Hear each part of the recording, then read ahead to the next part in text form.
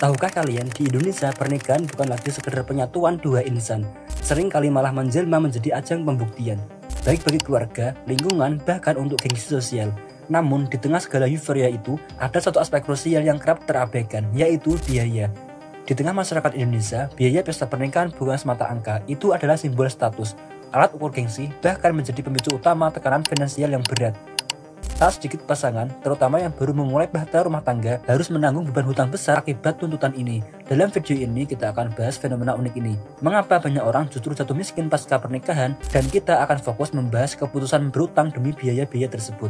Apa sebenarnya yang mendorong keputusan ini, dan yang lebih penting, bagaimana dampaknya pada kehidupan setelah hari pernikahan usai. Jadi simak videonya sampai habis, mari kita bahas.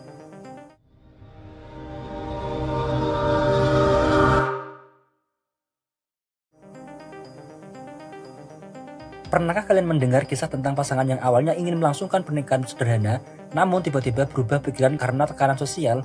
Ini adalah realita yang dialami banyak pasangan di Indonesia. Tekanan dari keluarga besar, teman, dan lingkungan sekitar seringkali menjadi penyebab membengkaknya biaya pesta pernikahan.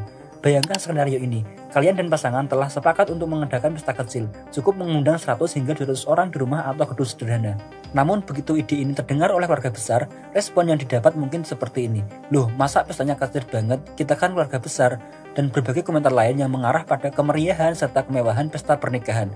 Di masyarakat kita ada keyakinan kuat bahwa pesta pernikahan harus menjadi momen besar bagi seluruh keluarga. Pernikahan bukan lagi hanya tentang kalian dan pasangan. Ia mendadak menjadi proyek kolektif yang harus memuaskan semua pihak. Sayangnya, memuaskan semua orang itu tidaklah murah. Tekanan sosial ini seringkali tidak masuk akal. Mereka yang menuntut pesta besar belum tentu akan berkontribusi pada biaya. Tetapi kalian dengan calon pengantin pada akhirnya harus menanggung beban itu sendiri. Ironisnya, kebanyakan tamu yang kalian undang hanya peduli pada hal-hal superficial seperti makanan enak, dekorasi bagus, dan hiburan seru. Namun setelah pesta usai, mereka mungkin melupakan semuanya. Sementara kalianlah yang harus melunasi tagihannya.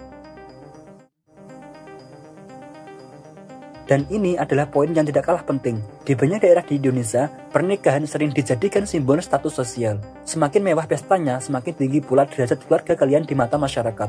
Logikanya sederhana. Pesta besar berarti keluarganya sukses. Hal ini mengubah pernikahan menjadi ajang pamer. Kalian pasti sering mendengar cerita tentang keluarga yang rela mengeluarkan ratusan juta hanya untuk mengadakan pesta yang megah. Pertanyaannya, apakah semua itu realistis? Banyak pasangan yang sebenarnya tidak memiliki cukup uang untuk pesta sebesar itu, namun mereka terpaksa mengikuti arus, takut dianggap tidak mampu atau tidak maksimal. Bahkan ada orang tua yang mendesak anak-anak mereka untuk mengadakan pesta besar dengan alasan, nanti keluarga kita kelihatan kecil kalau pestanya sederhana. Padahal, pada kenyataannya, pesta mewah tidak memiliki hubungan apapun dengan kebahagiaan pernikahan. Semua dekorasi mahal, makanan lezat, dan hiburan mewah itu hanya bertahan sehari, namun hutangnya bisa bertahan bertahun-tahun. Salah satu faktor yang membuat pernikahan di Indonesia begitu kompleks adalah ekspektasi dari keluarga besar. Pernahkah kalian mendengar kisah tentang pesta yang membengkak karena daftar undangan dari keluarga? Ini adalah cerita umum di masyarakat kita. Di banyak keluarga ada pandangan bahwa pernikahan anak adalah momen bagi keluarga besar untuk bersinar. Keluarga besar ingin mengundang semua orang, tetangga, teman lama, bahkan kerabat jauh yang sudah lama tidak bertemu. Namun masalahnya, siapa yang akan menanggung semua biaya itu? Bayangkan, kalian dan pasangan telah menentukan anggaran untuk 200 undangan, tetapi tiba-tiba keluarga besar meminta kalian menambahkan 300 orang lagi. Kalian mungkin merasa tidak enak untuk menolak, karena kalian juga takut akan tekanan dari keluarga besar. Dan sebagian besar akan menyetujui keinginan keluarga karena sulit bagi kalian untuk menghindarinya. Ekspektasi ini menjebak pasangan baru. Mereka tidak memiliki pilihan selain menurut, bahkan jika harus berutang demi memenuhi permintaan keluarga. Yang lebih ironis, setelah pesta selesai, banyak dari anggota keluarga besar ini justru lupa membantu pasangan baru melunasi hutang yang telah mereka ciptakan. Kalian pasti sering melihat di Instagram, TikTok, atau Facebook banyak pasangan yang memamerkan foto-foto pernikahan mereka yang megah. Gaun pengantin mewah, venue besar, dekorasi bunga melimpah, dan riasan wajah mahal. Semua ini seolah menjadi standar yang dipromosikan di media sosial dengan narasi pernikahan impian.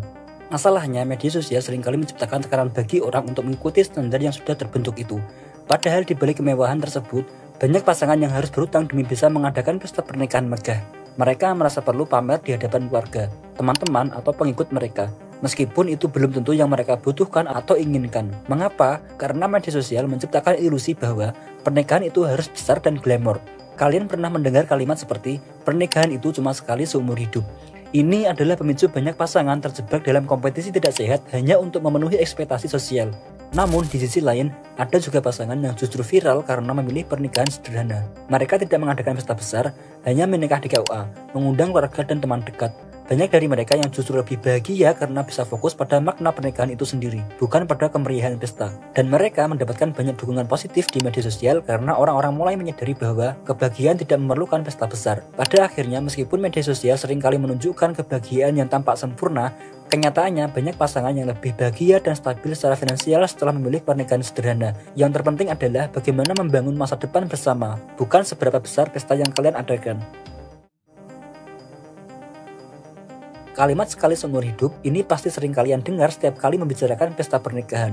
Ini adalah argumen klasik yang kerap digunakan untuk membenarkan pengeluaran besar yang kadang tidak masuk akal. Namun pernahkah kalian merenung lebih dalam tentang kalimat ini? Apakah benar semua orang yang mengadakan pesta mewah dengan alasan sekali seumur hidup itu bisa bahagia setelahnya? Statistik perceraian di Indonesia menunjukkan fakta yang cukup mengejutkan. Angka perceraian terus meningkat setiap tahun, bahkan di kalangan pasangan muda. Hal ini menunjukkan bahwa pesta mewah tidak pernah menjadi jaminan hubungan yang harmonis. Masalahnya, pola pikir sekali seumur hidup ini sering dijadikan alasan untuk membenarkan keputusan finansial yang sebenarnya tidak realistis. Orang lupa bahwa hidup tidak hanya soal satu hari itu, tetapi tentang perjalanan panjang yang harus dijalani setelahnya. Pola pikir ini juga menjadi alat tekanan sosial. Ketika kalian enggak mengadakan pesta besar, ada saja yang akan berkata, kok enggak maksimal, kan sekali seumur hidup gitu. Tekanan ini sering membuat orang merasa bersalah jika tidak mengadakan pesta besar, seolah-olah mereka kurang menghargai pernikahan itu sendiri. Padahal, tahukah kalian apa yang sering terjadi setelah pesta selesai? Pasangan baru ini harus menghadapi kenyataan pahit, yaitu utang yang harus dicicil bertahun-tahun. Mereka memasuki kehidupan pernikahan bukan dengan kebahagiaan, melainkan dengan beban finansial yang berat. Kalimat sekali seumur hidup ini harusnya direnungi lebih dalam. Apakah kalian rela mengorbankan stabilitas hidup kalian selama bertahun-tahun ke depan demi kebahagiaan satu hari itu? Pernikahan itu bukan tentang pestanya, melainkan tentang komitmen dan perjalanan hidup kalian bersama pasangan.